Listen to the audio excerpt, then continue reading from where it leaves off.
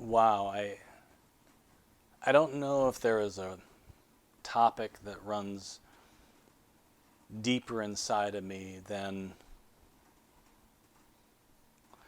the curiosity of being a father to daughters. Um, I have three boys and two girls, and fathering daughters is like if there is a zip code that's right next to heaven, like that's the pocket for me. I adore my daughters. So when I talk to young dads, there's always that question about parenting girls. You gals confuse us, you know that. Uh, that's been true of all time. And so that's a pretty frequent question. And the first thing that I say is when parenting daughters, dad, remain curious. Remain curious. And in order to remain questions, the second thing that you got to do, you got to ask great questions. Get into that habit when they're teeny little girls. Get into the habit of asking them questions about what their interests actually are. Questions about what it is about that friend that they just love so much. What it was about that movie that scared them or delighted them. Ask your daughters 1,000 questions. And this is hard. I mean, listen, I have lived in this space for decades now. It's hard to ask questions and to stay deeply in the moment. That's hard. I get that. And it's a discipline, but you can do that. You could do that. They're worth it. You can do that. So remain curious, ask great questions. And here's a technique that I used 1,000 times, and partly for my own purposes, but partly for my daughters, which is when you get to the end of a conversation, lean forward and use these three magical words. Tell me more. That sort of deep appreciation, respect, that deep desire for insight is remarkable, it's unique, and it's valued.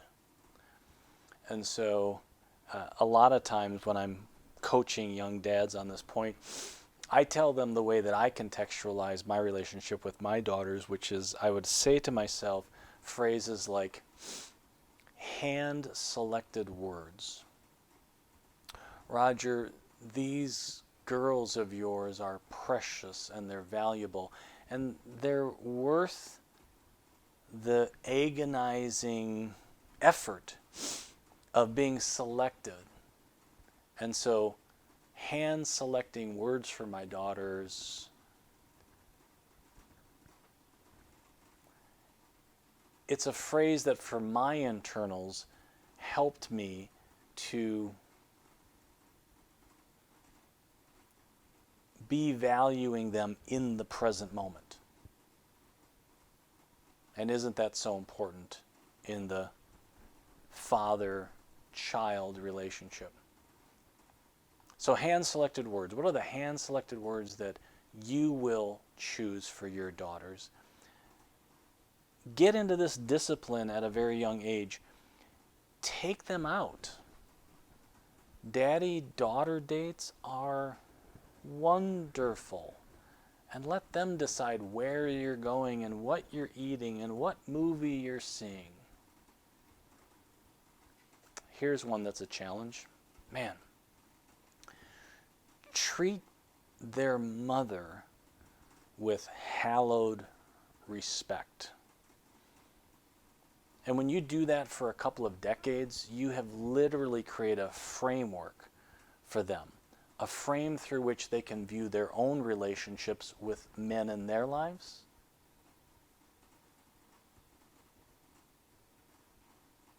And if you'll do that time and time again, which is always a discipline,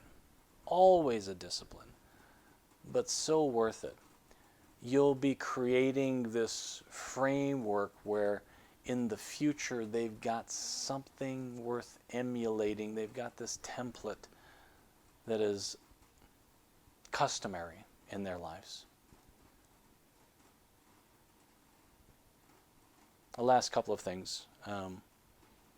There's a quote from a book that I want to share with you before we get off this topic, but be really intentional with your words. And not just spoken.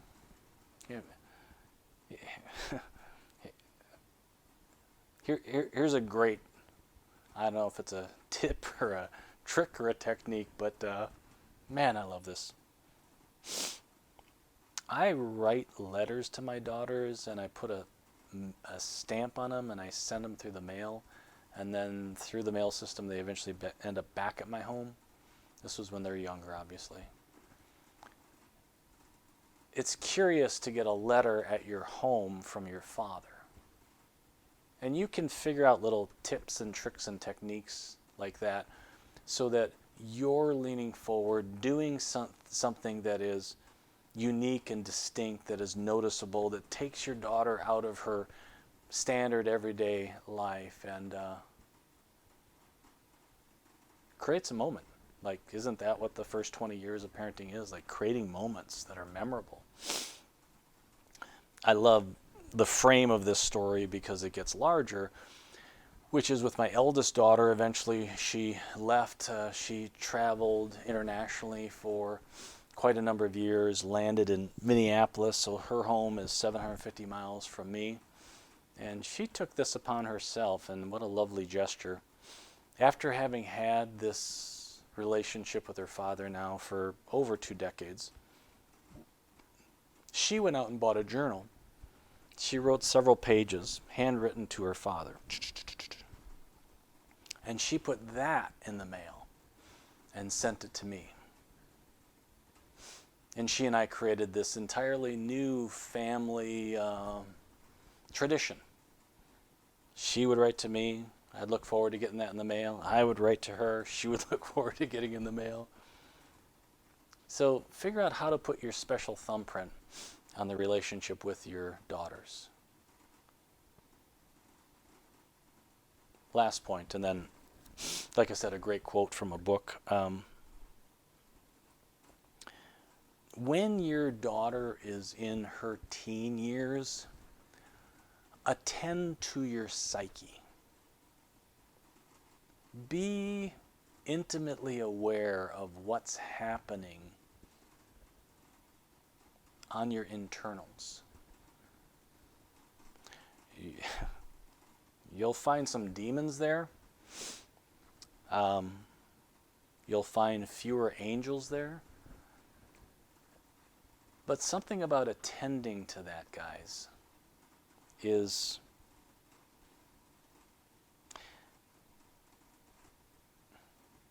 it builds a texture in your soul where you're leaning into that, where you're curious about it, where you're aware of it.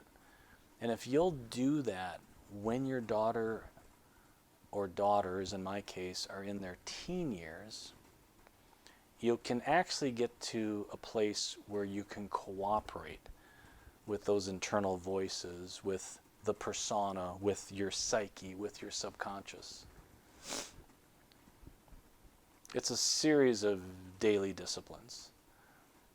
And I would just end with this caution. If you don't, the likelihood that you get through those 6 or so tumultuous teen years unscathed with your daughter is unlikely.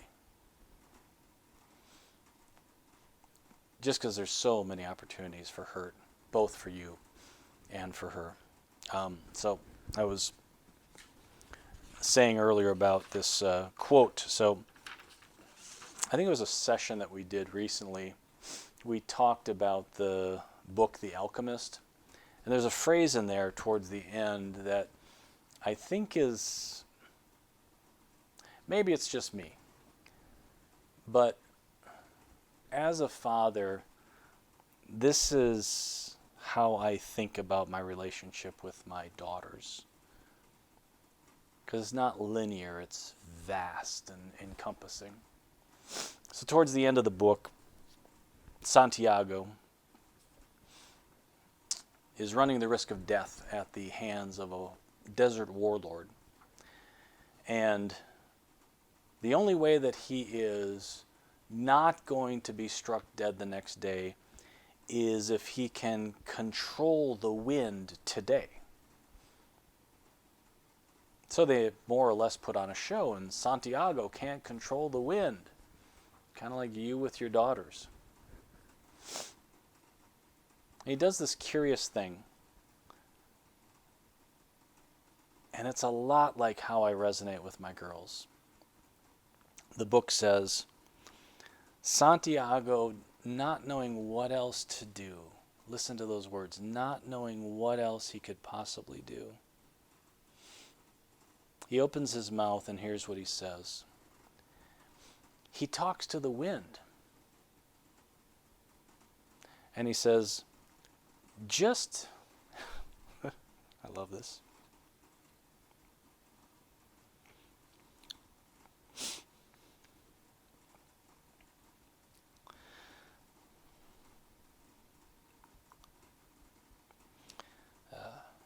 As a father, I love this. Santiago says, talking to the wind, just teach me to be the wind for a few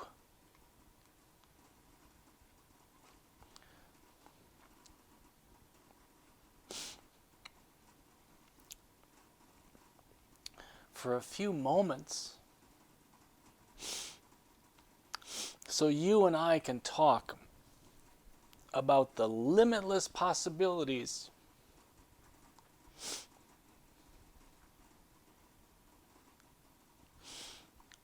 of people and the wind. And this was so beautifully stated. The author ends with this phrase, and the wind's curiosity was aroused.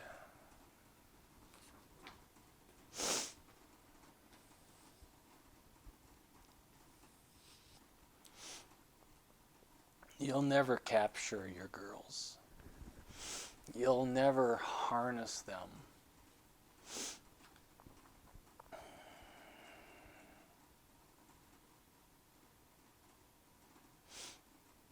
They're kind of like the wind.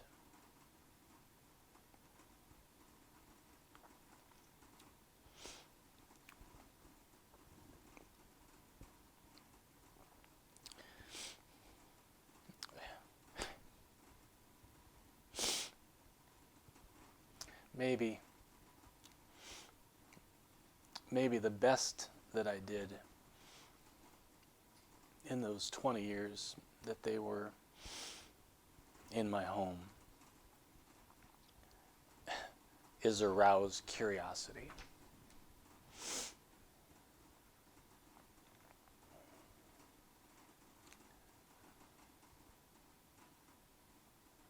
And if I did that, I will be gathering from that investment for 5 or 6 decades.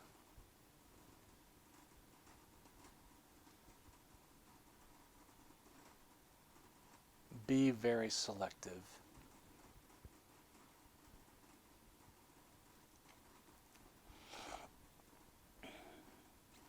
In how you attend to your girls.